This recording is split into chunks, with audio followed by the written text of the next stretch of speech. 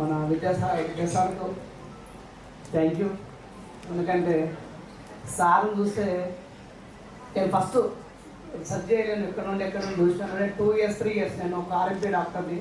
మా పిల్లలందరినీ కూడా నేను డాక్టర్గా చూడాలని మన సార్ వారి కుటుంబం యొక్క ఆశ ఎట్లా ఉందో అంటే వాళ్ళు మొత్తం టోటల్గా అందరూ డాక్టర్సే. ఆ విధంగా మా కుటుంబం కూడా డాక్టర్స్ కావాలి. ఈ విధంగా లాస్ట్ ఇయర్ కూడా ఇంటర్ కంప్లీట్ అయ్యింది మా పాప.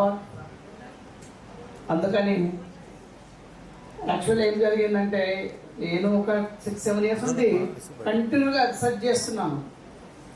తర్వాత మన కన్సల్టేషన్ కలిశాను, కానీ ఎక్కడ నాకు కరెక్ట్ అయిన సమాధానం దొరకలేదు.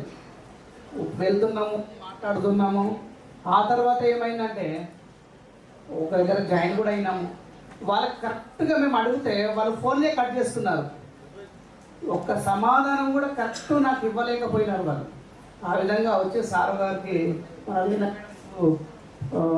కన్సల్ట్ కావడం జరిగింది. ఆ తర్వాత జాయిన్ అయినాము. ఇప్పుడు కూడా ఏంటంటే మన క్యాస్టియర్ మన విద్యాసార్ గారికి ఇప్పుడు ప్రస్తుతం జెంట్స్ కంటే గర్ల్స్ ఎక్కువ ఉన్నట్టున్నారు నాకు అనిపిస్తుంది. అందుకని ఏంటంటే ఈ విధంగా ప్రతి ఒక్క డాక్టర్ కావాలి అనే ఆశయంతో పంపిస్తున్నాము. అందుకని ప్రతి ఒక్క మా పాపకు మరీ రిక్వెస్ట్గా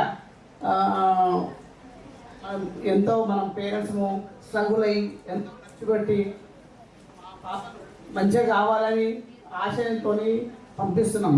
కానీ సార్ లాగా ఎంతమంది అవుతారు 5 years తర్వాత ఇదే స్టేజ్ మీద ఇదే విధంగా మనము ఎంతమంది సార్కు మనకు పంపించినందుకు సార్ గారు వాళ్ళ ఆశయాలతోని మన ఆశయాలతోని అందరినీ కూడి మళ్ళీ 5 years తర్వాత ఈ విధంగా ఇదే స్టేజ్ మీద మనం అందరిని కలుసుకొని ఆనందపరిస్తారు. ఇప్పుడు ఒక ఆడపిల్ల ఒక ఊరికి పోతుంది అంటే ఆడపిల్లని పెళ్లి చేయలేమండి, పెళ్లి చేస్తే మా దగ్గర ఉంటారా? ఎక్కువ మందికి ఇదే డౌట్ ఉంది. అందుకని ఏంటంటే పంపిస్తున్నాం. 5 years ఏమయ్యేది ఉంది? ఎక్కడ పోయినా ఇప్పుడు ఒక తొందరగా పెళ్లి చేస్తాం, వాడు చూసుకునేటోడు కరెక్ట్ ఉందో లేడో.